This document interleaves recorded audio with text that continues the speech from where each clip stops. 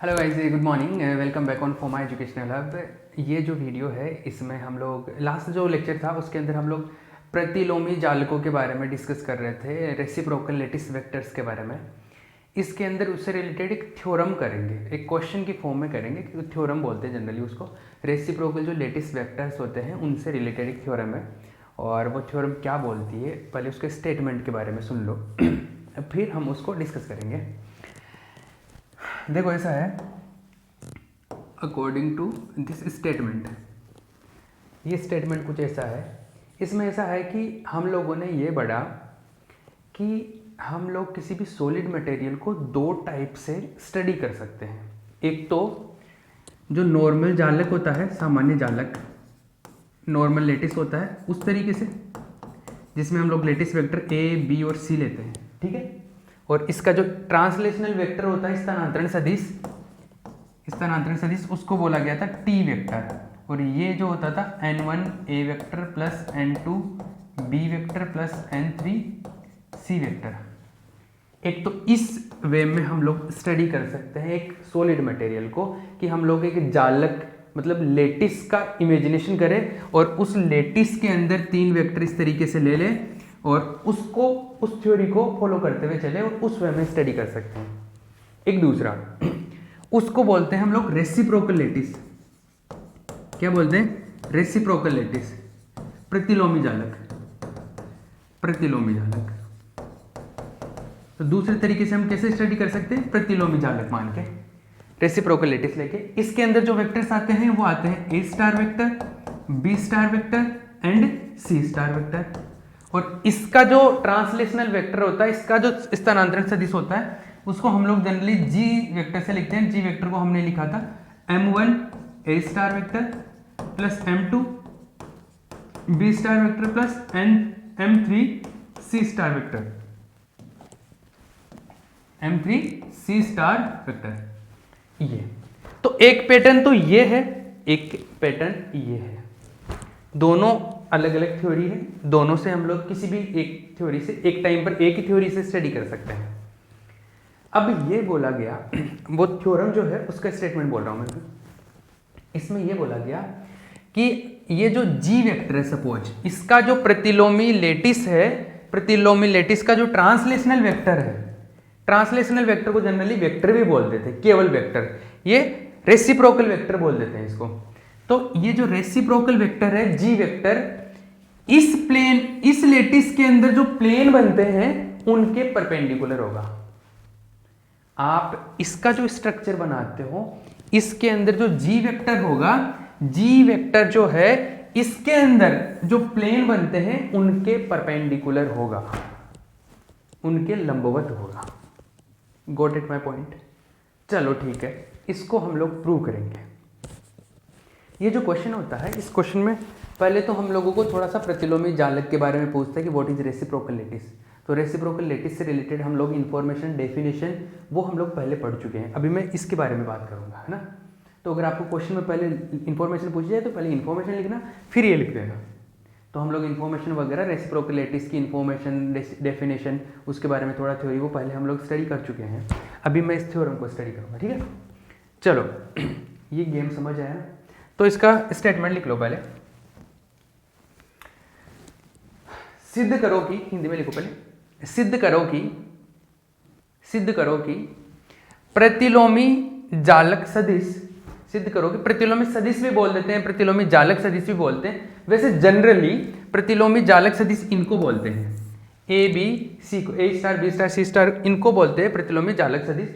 लेकिन कई दफा इसको भी बोल देते हैं ना। तो अभी हम लोग इसके बारे में बात कर रहे हैं। तो सिद्ध करो कि प्रतिलोमी जालक सदिश, प्रतिलोमी जालक सदिश, सिद्ध करो कि प्रतिलोमी जालक सदिश, सिद्ध करो कि प्रतिलोमी जालक सदिश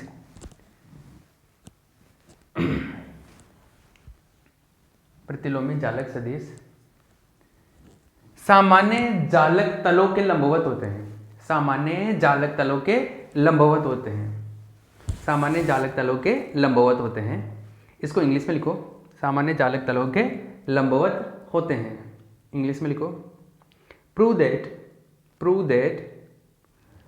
that reciprocal vector prove that reciprocal vector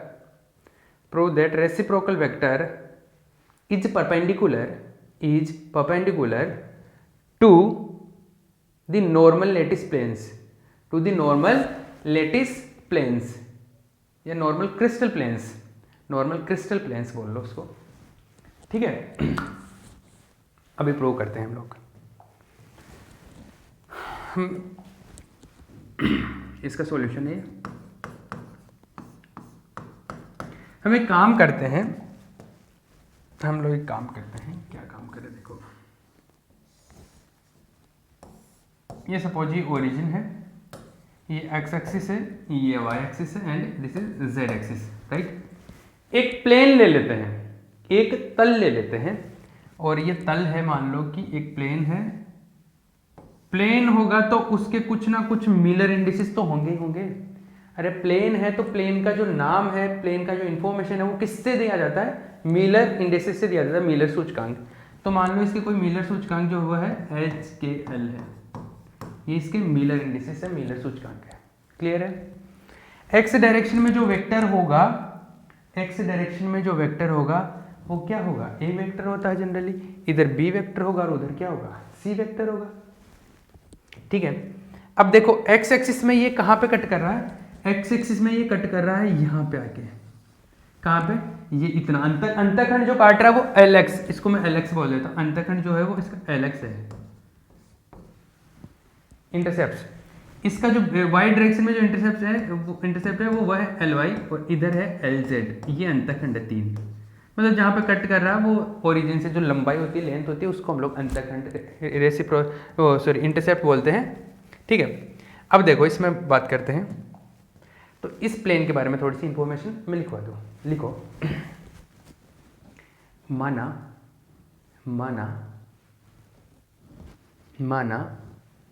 एक क्रिस्टल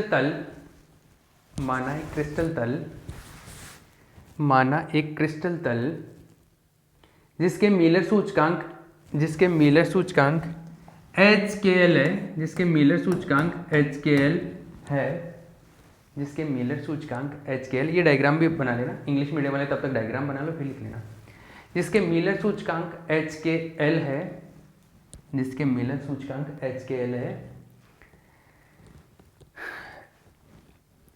XYZ अक्षों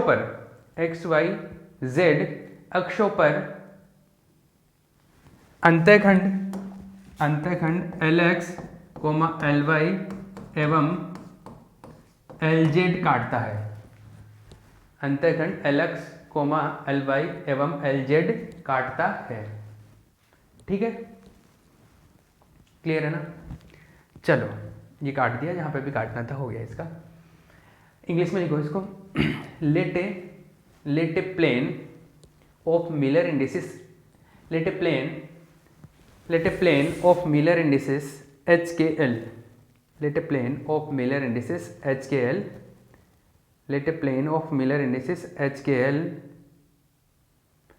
plane of Miller indices HKL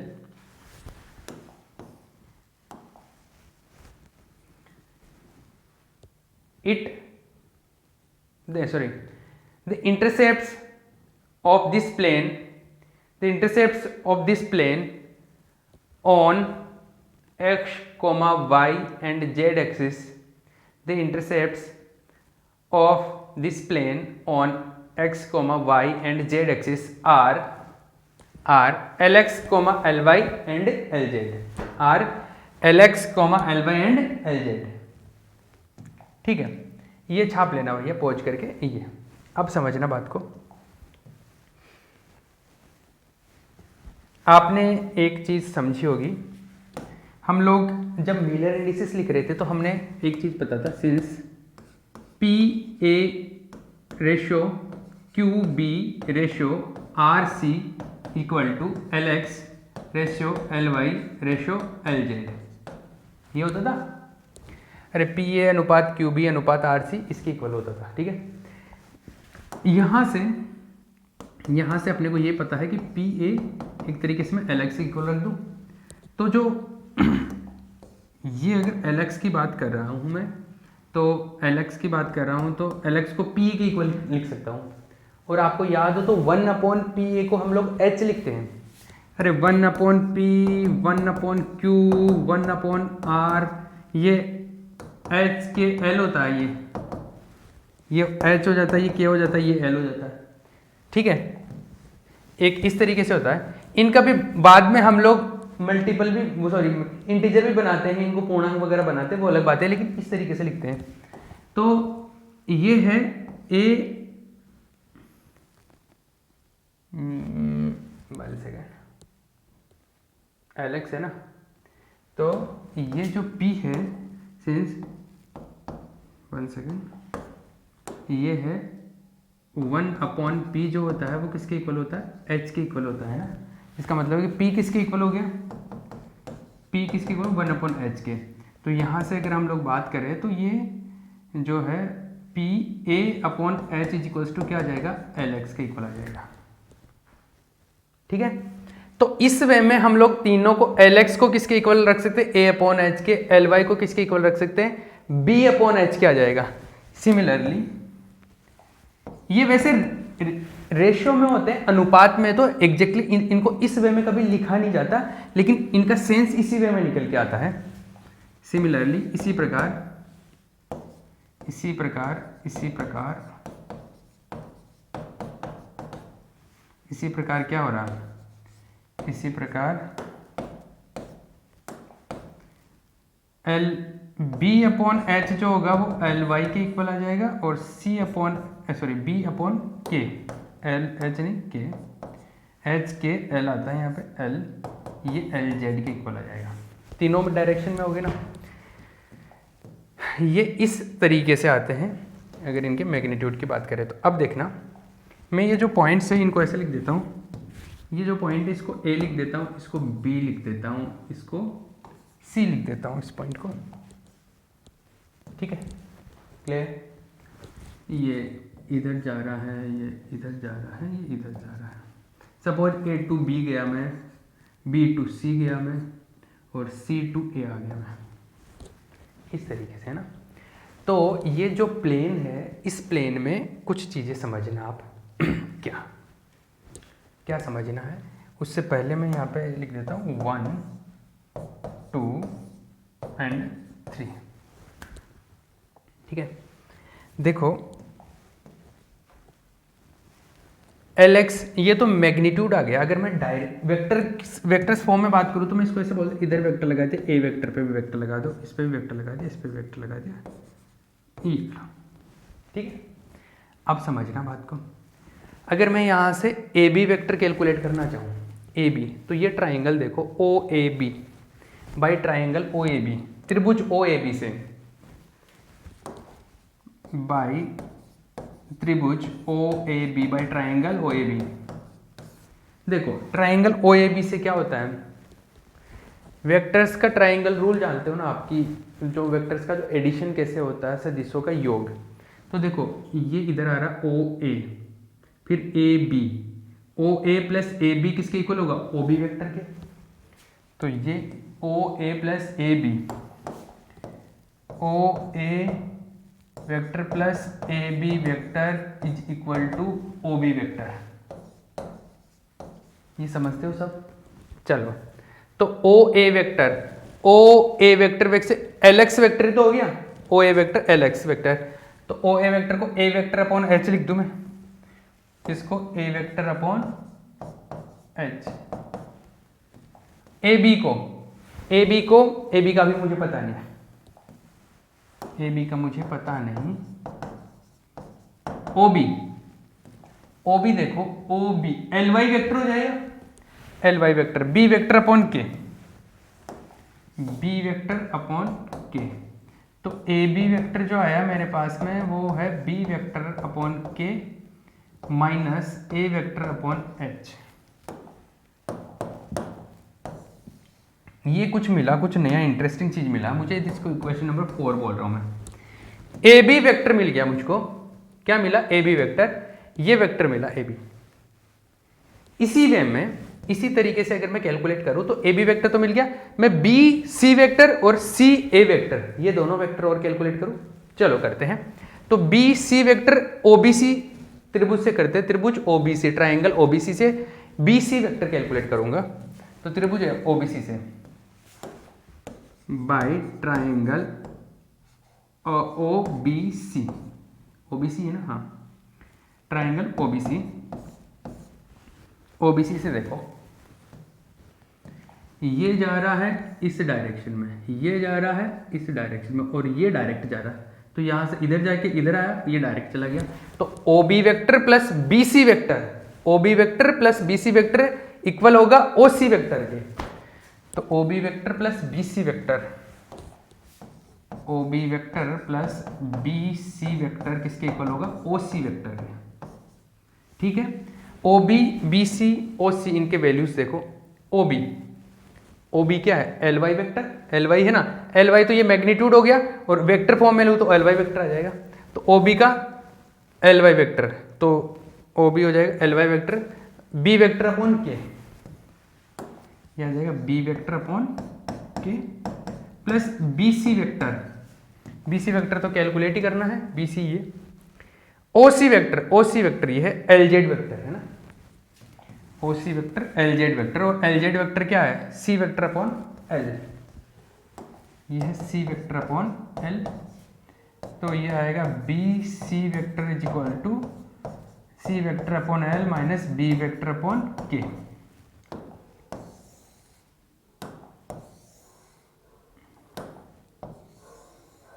ये लो, this is equation number 5। Equation number 5 मिल गया। तो A B vector B C vector, अभी ये क्यों कैलकुलेट कर रहा हूं अभी समझ में आएगा। A B vector B C vector और C A vector, C A vector और कैलकुलेट करना, तो सी ए की और बात करते हैं। सी ए, ये पोज करके छाप लेना आप इसको, है ना, पोज करके छापते रहना जिसे भी चांस मिले आपको। अब तक आपको छापना तो आ गया होगा कि कैसे कहाँ पर टाइम मिल रहा है अपने को। तो नेक्स्ट थर्ड ट्राइंगल है by O C A triangle, त्रिभुज ओ सी ए से, ओ सी ए में देखो भैया, ओ सी ए कौन सा है? ओ सी ए। तो ओ सी ऊपर की तरफ, सी ए इधर की तरफ, ओ ए इधर की तरफ। तो O C plus C A, O C plus C A ओ ए के इक्वल होगा, है ना। तो O C plus C A, O C vector plus C A vector is equal to O A vector. ठीक है, ओ सी वेक्टर, ओ C vector जो है, ओ C vector, ओ C vector कौन है? देखो, O C vector L Z vector, और L Z vector का मतलब है C vector upon L, C vector upon L, this is C vector upon L plus C A vector तो calculate करना है ओ A vector, O A vector, ओ ए तो L x vector है, L x vector means A vector upon H, A vector upon H है, ए vector upon H. तो देखो सी A vector जो है वो है ए वेक्टर अपॉन एच माइनस सी वेक्टर अपॉन एल, ये है भैया। और ये जो है इक्वेशन नंबर 6 आ गया, 4, 5 और 6, इक्वेशन नंबर 6 आ गया मेरे पास में। क्लियर है? ये बात समझ में आती है यहाँ से? क्लियर है? इक्वेशन नंबर 4, 5 और इक्वेशन नंबर 6।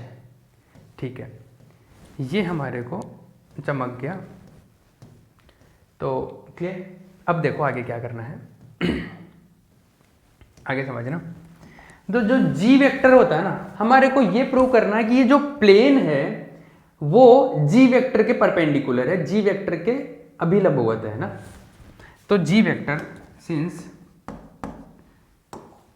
प्रतिलोमी सदिश या जालक सदिश, जी वेक्टर की बात कर रहा हूं मैं, reciprocal vector, reciprocal translational vector बोलते हैं वैसे इसको, रेसिप्रोकल वेक्टर बोल देता हूं मैं अभी। इसको है जी वेक्टर, इसको इस वे में भी लिखते हैं सिग्मा वेक्टर। तो जी वेक्टर या सिग्मा वेक्टर जो है वो है m1 A star vector plus m2 B star vector plus m3 C star vector. इसी का एक दूसरा फॉर्म और होता है, दूसरा रूप और होता है, और वो ऐसे होता है, इसका जो दूसरा फॉर्म होता है वो होता है H A star vector plus K B star vector plus L C star vector. ठीक है, ये भी इसका फॉर्म होता है। ये वाला फॉर्म अभी यहाँ पे यूज करेंगे हम लोग। तो देखो अब मैं एक चीज़ सिखाने की कोशिश कर रहा हूँ, एक चीज़ यहाँ पे आपको एहसास होना चाहिए इस चीज़ का। जो जी वेक्टर है, मान लो एक प्लेन है, एक कोई भी प्लेन है, जैसे ये प्लेन है ए बी सी, है ना, ए बी सी प्लेन है। तो ए बी सी के अंदर हमने 3 वेक्टर बना लिए, एक ऐसे 3 ट्राइंगल बना के 3 वेक्टर बना लिए। एक तरीके से ट्राइंगल है, 3 वेक्टर ये। अगर कोई वेक्टर है, कोई दूसरा वेक्टर ए बी के भी परपेंडिकुलर है, बी सी के भी परपेंडिकुलर है और सी ए के भी परपेंडिकुलर है, अगर इसके परपेंडिकुलर है, इसका मतलब क्या होगा, वो इस प्लेन के परपेंडिकुलर ही तो हुआ। अरे एक प्लेन के अंदर ये वेक्टर्स है और अगर इन तीनों वेक्टर्स के परपेंडिकुलर हुआ तो इसका मतलब है वो प्लेन के भी परपेंडिकुलर हुआ। तो मैं ये चेक कर लेता हूं कि जी वेक्टर है वो ए बी के, बी सी के और सी ए के परपेंडिकुलर है कि नहीं है। ठीक है, तो मैं ये चेक कर रहा हूं। देखो तो हमारे पास में ए बी इक्वेशन नंबर 4 में है, ये है जी, है ना, और इसको इक्वेशन नंबर 7 कर देते हैं हम लोग। This is equation number 7। तो 7 और 4 बाई 4 एंड 7, देखो क्या हो रहा है, मैं ए बी वेक्टर और जी वेक्टर का डॉट प्रोडक्ट कर रहा हूँ।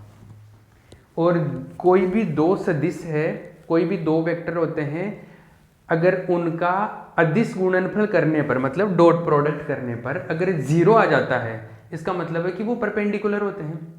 अरे दो वेक्टर्स के बीच में अगर 90 डिग्री का एंगल है तभी वो परपेंडिकुलर होंगे, है ना। और ये अगर डॉट प्रोडक्ट अगर 0 आ जाता है तो वो परपेंडिकुलर होते हैं। ठीक है, तो हम लोग ए बी वेक्टर और जी वेक्टर के बीच में अभी डॉट प्रोडक्ट करके देखते हैं। 0 आ गया तो मतलब परपेंडिकुलर है। तो ए बी वेक्टर और जी वेक्टर, तो ए बी वेक्टर क्या था, देखो ए बी वेक्टर है बी वेक्टर अपॉन के minus A vector upon H. ये है बी वेक्टर अपॉन के minus A vector upon H, ये तो ये है। और इसका ये वाला वैल्यू काम में लेता हूं मैं, H A star vector plus K B star vector plus L C star vector. इसमें देखो, इसमें ये बी वेक्टर बी वाले से, बी वेक्टर इससे भी मल्टीप्लाई करके देख लो। मैं कर देता हूँ, सारे टर्म लिख देता हूँ एक बार। ये इसके साथ में मल्टीप्लाई होगा तो H upon K B vector into A star vector, ये इसके साथ में तो B vector into B star vector, के से के कैंसिल आउट हो गया। ये इसके साथ में तो एल तो पहले लिख देता हूँ, के पहले लिख देता हूँ, ये हो जाएगा बी वेक्टर इंटू सी स्टार वेक्टर। ठीक है, ये तीन टर्म तो आ गए। अब सेकंड वाले से 3 टर्म आएंगे, सेकंड वाले से भी लिख लो 3 टर्म सेकंड के। तो ये 3 इससे आएंगे तो एच पहला इससे मल्टीप्लाई होगा तो एच एच से कैंसिल आउट हो जाएगा, बचेगा minus A vector A star vector. ये इससे मल्टीप्लाई होगा तो आएगा minus K upon H A vector B star vector. इससे ये मल्टीप्लाई होगा तो एक टर्म और आ जाएगा, और वो टर्म मैं यहाँ लिख देता हूँ। ये आ जाएगा ए वेक्टर सी स्टार वेक्टर और एल अपॉन एच, ऐसा आएगा। ठीक है, अब सुनना मेरी बात को। हमने जो ए वेक्टर बी वेक्टर और सी वेक्टर के पहले प्रॉपर्टीज पढ़े थे, प्रतिलोमी जालक जो सदिश है, प्रतिलोमी जालक सदिश, रेसिप्रोकल लैटिस वेक्टर्स के प्रॉपर्टीज पढ़े थे, पहले गुण पढ़े थे। और वो जो गुण पढ़े थे उनमें हमने ये बातें पढ़ी थी। कौन सी बातें हमने ये डिस्कस, एक बार मैं टाइम का आइडिया ले लेता हूँ फिर इसको कंटिन्यू करेंगे। 5 मिनट टाइम अपने पास। तो हमने वहाँ पे एक चीज़ ये पढ़ी थी, क्या कि जो कोई भी वेक्टर है उसको किसी दूसरे के रेसिप्रोकल वेक्टर से मल्टीप्लाई करते हैं तो 0 हो जाता है, और खुद के से मल्टीप्लाई करते हैं तो 1 आता है। तो देखो ये दूसरे के रेसिप्रोकल से मल्टीप्लाई हो रहा है तो ये आएगा क्या, 0। तो ये जो है एक second, B vector A star ये आएगा 0, ये 1 आएगा, बी वेक्टर बी स्टार ये आएगा 1, बी वेक्टर सी स्टार ये सी के रेसिप्रोकल से मल्टीप्लाई होगा, ये भी 0 आ जाएगा। ये सेम से हो रहा है, ये 1 आएगा, ए वेक्टर ए स्टार वेक्टर ये 1 आएगा, ए डॉट बी स्टार ये भी 0 आएगा, ए वेक्टर डॉट बी स्टार ये क्या आएगा 0 आएगा, और ए वेक्टर सी स्टार भी 0 आएगा, ए वेक्टर सी स्टार ये 0 आएगा। तो ये 0, ये भी 0 0 0, ये 2 बचे, इसका वैल्यू बचा 1 और इसका आएगा, इसका भी 1 आएगा। तो बट ये 1 प्लस का है, ये माइनस का है, तो 1 माइनस 1 0 हो गया। ये भी, ये जो है A B vector dot G vector जो है वो आ गया B vector dot B star minus A vector dot A star, तो ये आ गया 1 माइनस 1 क्या आ गया 0, A B vector dot G vector क्या आ गया 0। 0 आने का मतलब है कि ये दोनों वेक्टर के से बीच में 90 डिग्री का एंगल बन रहा है, तो इसका मतलब हो गया कि A B vector perpendicular to G vector. ये बात समझ आई? ये एक रिजल्ट है। इसी तरीके से अगर हम लोग इन बाकियों को भी मल्टीप्लाई करेंगे तो 0 आएगा। देखो करके देख लेते हैं।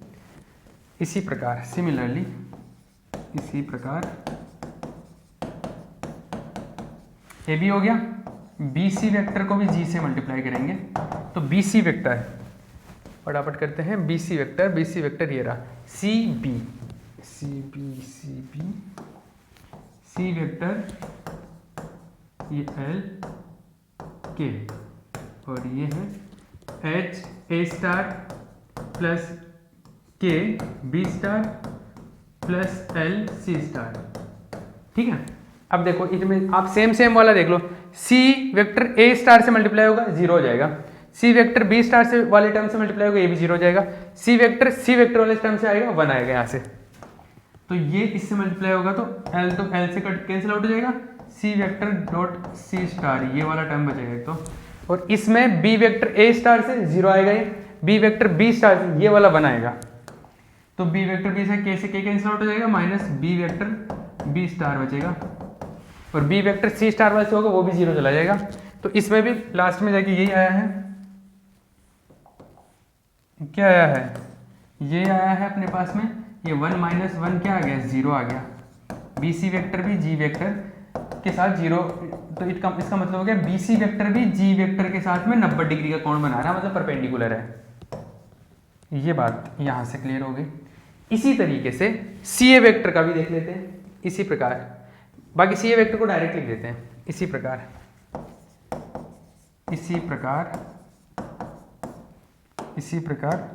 जो सी ए वेक्टर है, सी A vector dot G vector भी 0 आएगा, और सी ए वेक्टर परपेंडिकुलर होगा जी वेक्टर के। तो ये जब पता चल रहा है कि एक तल में स्थित 3 वेक्टर क्या है, परपेंडिकुलर है जी वेक्टर के, इसका मतलब कि वो पूरा तल ही कैसा है, परपेंडिकुलर है। तो इसको मैं इक्वेशन नंबर लिख देता हूं। अरे एक प्लेन के तीनों वेक्टर अगर परपेंडिकुलर है तो इसका मतलब है कि वो जो प्लेन है वो जी वेक्टर के परपेंडिकुलर होगा।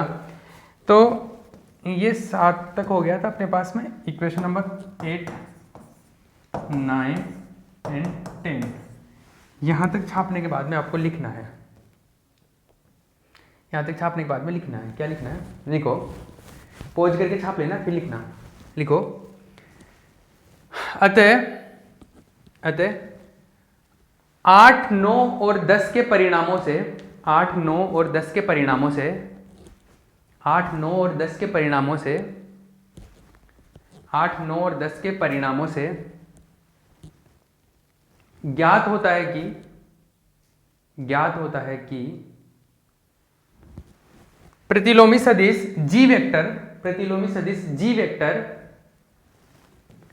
तल एच के एल, प्रतिलोमी सदिश जी वेक्टर तल एच के एल के लंबवत होगा, तल एच के एल के लंबवत होगा, तल एच के एल के लंबवत होगा। इंग्लिश में लिख लो इसको कि G vector is perpendicular to plane H K L, G vector is perpendicular to the plane H K L by the result of